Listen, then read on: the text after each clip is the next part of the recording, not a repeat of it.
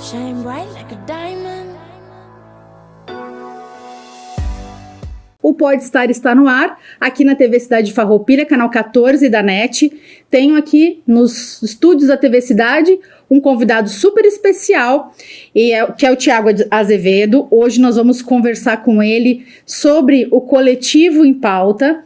Ele que é presidente da Microempa, diretor da Federação, também é conselheiro de várias entidades e pai do Martinho e do Miguel. Seja muito bem-vindo, Thiago. Muito obrigado, Juliana. Muito feliz pelo convite, por estar aqui novamente, né? Olá a todos e espero contribuir na construção aí do tema. Com certeza você vai contribuir muito, porque esse assunto faz parte do teu dia a dia, né? Que é o coletivo. E falando nessas questões de hoje, tu como uma pessoa que está à frente de várias entidades, está trabalhando em prol do coletivo também, né? Eu gostaria que tu iniciasse o programa de hoje, porque nós já falamos o ano passado, em março do ano passado, sobre empreendedorismo e cultura, e hoje a gente vai trazer um outro olhar para isso, né? Então, eu gostaria que tu falasse um pouco quais são os desafios que tu tá vivendo um momento diferente, com uma agenda bem intensa, que nem tu falou nos bastidores, né? E à frente de vários movimentos. Sim. Bom, eu estava comentando anteriormente, né? Passaram-se 6 meses desse ano.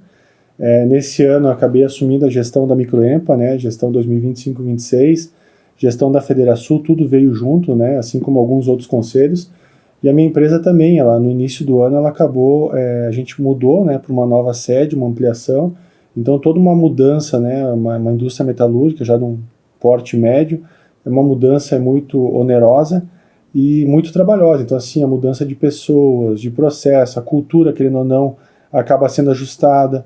A empresa mudou de uma região da cidade que também acabou inviabilizando algumas pessoas, então tu contrata novas pessoas, novos ajustes, então realmente está um movimento muito intenso, mas eu diria assim, muito prazeroso, né? Prazeroso no sentido, vamos lá, quando tu consegue estar junto com pessoas que realmente fazem, né? Pessoas que têm o associativismo na veia, e quando a gente fala no associativismo, nada mais é do que pensar no coletivo. E aí é muito prazeroso porque a gente não está lá fazendo algo somente para mim, somente para ti, não, é realmente pensar no coletivo. E aí o desafio que fica é quando a gente começa a se deparar com pessoas que não pensam coletivamente, né? Então essa para mim começa a ser um choque cultural, e isso acontece também, vamos dizer assim, dentro da minha empresa, porque tem situações que tu tá indo lá, tu tá se dedicando voluntariamente, né, participando das entidades que tu trabalha voluntariamente. Hoje quem tá sentindo a minha ausência, a minha família, teve todo um acordo inicial, então quando eu falo dos meus 2 pequenos, 4 e 5 anos, tem toda uma sobrecarga para minha esposa, apesar de ter sido acordado em algum momento pesa, mas eu sinto quando a gente está num momento com algumas pessoas e que tu não encontra nelas o coletivo, né? Então assim, tô deixando todo mundo, digamos assim, de lado, focando em algumas coisas, pensando numa construção muito maior, e aí às vezes a gente se defronta com pessoas que não têm esse pensamento. Então, uma missão minha realmente é conseguir mostrar para as pessoas o que é o associativismo e a importância do trabalhar no coletivo, né? Então esse está sendo um desafio muito grande para nós, né? Porque tu acaba também se deparando, né, com realidades diferentes, pessoas com modelos mentais diferentes, né, com pessoas que pensam diferente. Como que a gente pode estar desenvolvendo isso? Um ponto que eu acredito muito, que é um pouco do teu papel também como representante, né, Thiago, também é trabalhar de uma forma educativa. Sim. Né, e trazer os benefícios, né, quais são as vantagens da gente estar em grupo. Sim, não, exatamente. Quando a gente fala isso, eu vou fazer sempre 2 reflexões aqui, olhando o Microempa, olhando o meu negócio, né, no que é o social e no que é o empresarial, né? Hoje na Microempa a gente está numa linha assim fantástica, a entidade está num nível profissional muito bacana, o time interno assim é inacreditável, tá? E além do time interno ter esse nível profissional, os processos bem desenhados, tudo isso, a gente está com uma diretoria extremamente técnica. E é uma diretoria em que eu estou buscando fazer uma gestão por ter essa diretoria técnica. E estar alinhado com pessoas que fazem também, a gente está trabalhando de forma horizontal, todos estão representando a entidade, então a gente está numa velocidade fantástica. Quando eu vou para o meu negócio, eu acabo disseminando isso para as pessoas, então a gente tem lá um café por mês com todo o time, né? Então nesse café a gente faz lá, compartilha os números do mês, traz realidade de mercado, trazendo também segurança para todo mundo, a empresa está indo para aquele lado e tal, e muitas vezes eu entro numa linha educativa, porque eu deixo claro para eles que quando eu faço esse movimento educativo, eu não quero ter um resultado na Tertec, eu acho que isso é consequência, né? Mas eu quero que a gente possa, sim, ter uma evolução deles, sejam na nossa empresa, sejam numa outra empresa, ou até mesmo no momento que eles possam empreender, que eles tenham sucesso. Então eu trabalho muito forte nisso, né? Trazendo as realidades do mundo, porque muitas vezes as pessoas olham lá, tá, beleza, teve a questão do tarifaço agora, essa situação que está sendo tão conturbada. O pessoal não tinha noção que nós íamos ter impactos em empresas, em negócios, em aumento de preços de produtos nossos internos. Então, assim, consegui mostrar para o meu time isso. Então, o pessoal já sai de lá numa linha. A realidade não é essa. Então, eu sempre busco fazer esse trabalho e eu acredito que isso acaba sendo um movimento. É de nós enxergar a realidade. Porque muitas vezes a realidade acaba sendo distorcida, né? Sim. E a importância também do desenvolvimento empresarial dentro desse cenário, né, Thiago? Porque as empresas têm um papel importantíssimo na economia, né, na sociedade também, né, como um todo, e que tem um impacto, né, social também, trazendo empregos e, enfim. Queria que tu trouxesse um pouquinho disso também, né? Sim, eu quero só fazer uma conexão quando a gente fala isso, que eu acho que acaba sendo um movimento que conecta diretamente a isso, mas existe uma distorção que gera um desafio a mais também para o empresário, né? Hoje, quando a gente fala assim governo, não estou me referindo ao presidente A, B ou C, estou falando o governo, né? O governo que está na gestão, a gente acaba tendo algumas distorções, né? Que tu acaba trazendo lá com o empresário, enriquece porque ele acaba tendo o empregador sendo explorado. E às vezes não existe isso, né? O que acontece? Existe lá CPFs trabalhando em conjunto por um bem comum, né? Porque quando a gente sai de um negócio, todo mundo é CPF. E quando nós parar para olhar para entender, existe realmente um movimento entre população e governo. Não assim na classe que é geradora de impostos. A classe trabalhadora gera impostos, o empresário gera impostos, cada um assumindo riscos diferentes e responsabilidades diferentes. E aí quando o governo faz esse movimento e começa a rachar a sociedade, a gente acaba perdendo força de reivindicar, de construir junto com o governo. Então esse já é um desafio enorme para o empresário, para os negócios. Então, esse é um desafio. O segundo ponto, quando a gente vai para a questão das empresas, dos negócios, da importância, a gente tem que ter um cuidado muito grande, um olhar, vamos dizer assim, eu não posso ficar refém de um único mercado, de um único cliente, e assim vai, até, nós estávamos comentando anteriormente, eu tenho alguns amigos que exportavam, então eles estavam numa zona de conforto enorme, porque eu exporto para os Estados Unidos, eu vendo em dólar, eu converto em dólar e tal, estava lindo, maravilhoso, só que o que acontece? Muitos estavam numa zona de conforto. E agora o que está pegando? Com essa questão do tarifaço, até as negociações não voltarem, não mudar esse cenário, o que está se desenhando? Pedidos de julho e agosto se mantém, setembro muda, porque os compradores americanos estão já olhando para outros possíveis fornecedores.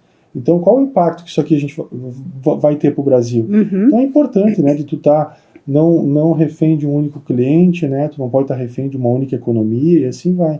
Então, realmente, é importantíssimo, mas o empresário tem que ter essa prevenção e tem que ter esse olhar estratégico para dentro do negócio. né? Tu tocou um ponto bem importante que eu falo sempre, né, porque hoje, quando a gente vai classificar uma empresa, se ela é pequena, média e grande, ela não está relacionada ao nível de faturamento, mas sim como está a operação, o empresário está nessa operação, ele está na operação mesmo, um processo mais tático ou estratégico, né? Isso que vai diferenciar também o porte da empresa, né? Porque é importante esse empresário se preparar e antecipar algumas coisas, né? Para que ele não corra tantos riscos de ficar aí à mercê, né? Como de um foco só, não diversificou também, né? Os mercados ou outras possibilidades. Tudo isso é importante no desenvolvimento empresarial como um todo, né, Thiago? Sim, tem que ter esse acompanhamento, né? E acho que a zona de conforto ela não é saudável para ninguém. Para qualquer profissional. Eu sou um profissional lá, sou o melhor. Eu entrei numa zona de conforto, tu vai perder mercado, tu vai perder tempo, tu não vai evoluir, tu não vai desenvolver, e hoje está tudo muito veloz, né? Então, eu acho que todos precisam estar nesse movimento intenso. Então, Quando eu olho estrategicamente meu negócio, eu consigo fazer com que ele se torne muito mais atrativo, né? Então, em qualquer situação, em qualquer crise, em qualquer retranca de mercado, sempre vai existir as oportunidades. E o empresário tem que estar percebendo isso, né? A gente conversa muito dentro da empresa e a gente está agregando muita tecnologia. Então, hoje, um dos desafios também é nós conseguir ter mão de obra. E quando eu falo mão de obra, eu não estou nem falando qualificada, eu estou falando mão de obra que queira trabalhar, porque o desenvolvimento a gente desenvolve em conjunto, mas tu não tem essa mão de obra. Então, esse é um outro desafio que a gente está encontrando agora, e os negócios ou se preparam e implantam tecnologia ou vão ficar refém. E quando eu falo, tipo, no momento que nós estamos passando agora, assim como a gente passou por outras crises, eu comento muito internamente, né, e nunca com uma visão egocêntrica, mas é uma realidade. Tu tem que preparar teu negócio, deixar ele produtivo, né, e ele pronto. Pronto é o seguinte, se tu precisar, de certa forma, desinchar, que tu consiga facilmente, e ao mesmo tempo, se tu precisar ter que crescer de uma forma exponencial, tu tem que estar pronto para isso também, tu tem que ter uma capacidade produtiva para absorver esse crescimento, porque hoje não existe mais uma competição entre cidades, entre estados, né? O mundo está globalizado, né? Uma coisa que eu estava brincando, o cara acordou lá, vou dar um tarifaço. Mudou a realidade, um acordou, bomba no outro. Mudou todo o cenário mundial, né? Então, assim, impacta diretamente no nosso negócio. Ou a gente olha para fora e enxerga isso, ou a gente fica refém, né? Então, assim, falando do coletivo também, é importante estar junto com entidades, com sindicatos, porque aí a gente consegue ter alguns movimentos preventivos, né? Tu consegue prever antes deles acontecerem. Exatamente, né? E até mesmo com parcerias estratégicas, né? Muitas vezes que vão agregar ou potencializar, né? Essas oportunidades. Consultorias, ter essa parceria, acho que isso é importantíssimo, né? Porque muitas vezes tu fechado sozinho no ambiente, o que o empresário faz? Eu vou ter que trabalhar, e aí o negócio acaba consumindo, a gente entra no operacional e fica 100% no operacional. E aí o estratégico não existe. Então, quando tu fecha uma parceria, né, com consultores que vêm de fora, que traz uma renovação, que gera um questionamento, traz conhecimento, tu consegue sair da vala comum, né? Com certeza, porque eu digo sempre que o empresário, e é natural isso, ele vai estar mais ali fechado no seu próprio ambiente ou no seu próprio mercado, né? No seu segmento, enfim. E é importante também olhar as perspectivas de fora. Então, ter, assim, por exemplo, o suporte, né, de uma consultoria ou de uma mentoria, enfim, ajuda a direcionar, né, trazendo mais esse olhar estratégico para que a gente possa desenvolver e crescer, né, mas também as parcerias estratégicas do que a gente tem no mercado, com quem que a gente pode estar se associando, né, e potencializando também o nosso segmento, né. Eu falo de olhar para fora, porque é importante organizar a casa, né, Thiago? Tá com a casa organizada, como tu já sinalizou, mas também é importante ver outros tipos de negócio. Porque muitas vezes o que a gente traz de diversidade, né, e explora um pouco mais, porque isso também traz inovação para dentro do negócio e um oxigênio também, a gente olhar para outros tipos de segmento. Opa, nunca tinha pensado esse para o meu negócio, né? Essa atividade ou essa outra possibilidade. Né?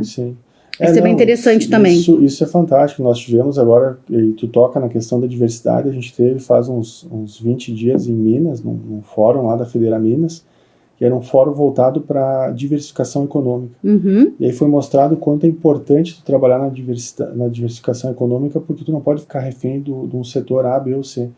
E aí eu estava olhando exatamente nesse movimento. Hoje Minas é muito forte pela questão da mineração, né, os minérios que eles extraem de lá, e um cliente muito forte, um parceiro comercial é os Estados Unidos.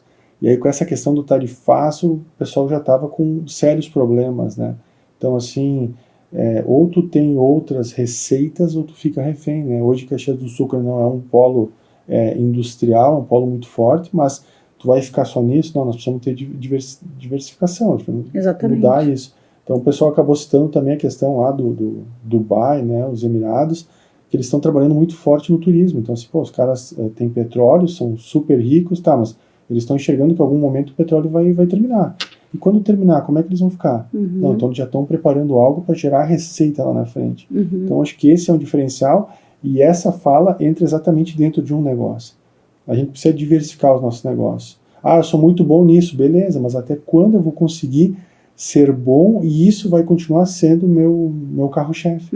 Daqui a pouco eu tenho que ter E nisso que eu sou bom, consegui acelerar um pouco mais para enxergar essas outras oportunidades para abrir e diversificar o negócio. Né? Perfeito. Que é uma clareza, né? Sim. Então, por exemplo, que nem tu falaste, a gente está mais hoje em indústria. Mas indústria, atrelada ao quê? Sim. Né? Olha quais os outros potenciais que a gente tem na região, né? Tu falou turismo, mas tem o agronegócio, tem várias outras vertentes aqui, que a indústria, com certeza, ela soma, né? Exatamente. Nós temos hoje, a gente faz algumas análises, tem 3 motores na região, que é a indústria, o agronegócio e o turismo, né? Quando a gente fala região aqui, pegando hortênsias, pegando... Claro, né? Serra como um todo. Isso aí. Então, temos que ter esse olhar, né? E a questão, qualquer movimento de governo, a própria questão da reforma tributária, né?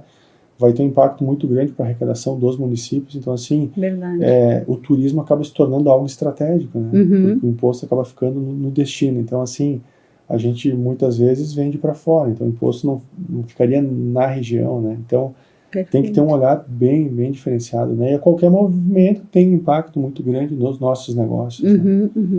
É porque esse coletivo também traz essa perspectiva da gente pensar juntos, né? Sim. Todas essas possibilidades. Os núcleos também, né, setoriais que vocês têm dentro da entidade da Microempa, por exemplo, também, né, são vieses diferentes. Sim. Hoje nos núcleos lá, falando Microempa, né, a gente está com um movimento muito grande lá, nível estado, junto com o Federação e com a CACB, que é a nossa confederação. Eu ia dizer, né? A CACB também tem essa proposta, né? Eles estão junto com nós lá, a gente está numa capacitação de entidades, então o presidente da Federação tinha um desejo de fazer com que as entidades, né, fossem entidades sustentáveis, que elas fossem profissionalizadas. Então, assim, a CACB tinha um produto para isso, e em conjunto com a Microempa, sendo um braço técnico da Federação, a gente conseguiu fomentar esse programa. Então, a Federação hoje tem 204 afiliadas, e na Microempa agora está sendo capacitada 48 entidades. Então, assim, 25% das afiliadas estão lá. Então, a gente entende que quando as entidades acabam se fortalecendo, todo o sistema associativo se fortalece, as entidades são formadas por pessoas, essas pessoas evoluem, levam essa evolução para os seus negócios e, consequentemente, a comunidade ganha, né? Esse negócio cresce, aumenta faturamento, aumenta impostos, e aí as políticas públicas acontecem, né? Segurança, saúde, educação, ela se torna sustentável dentro dos municípios, né? Então é um trabalho muito legal que está sendo feito lá. E o movimento dos núcleos é um movimento que ele realmente tem uma troca muito grande, né? Então tem uma periodicidade de reunião dos empresários, há uma evolução, as pessoas que realmente entram, entendem o que é o associativismo coletivo e se dedicam, se doam para estar lá, conforme os cronogramas, a gente consegue ver os negócios evoluindo. Eu fui um caso desses, né? Então, consegui estar no Microempa, me dediquei bastante, né? Tudo que eu me disponho, eu tento me dar o máximo e fazer o melhor.